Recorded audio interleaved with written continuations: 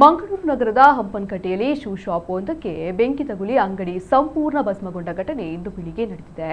ಬೆಂಕಿಯ ಕೆನ್ನಾಲೆ ಪಕ್ಕದ 2 ಅಂಗಡಿಗಳಿಗೂ ವ್ಯಾಪಿಸಿದೆ.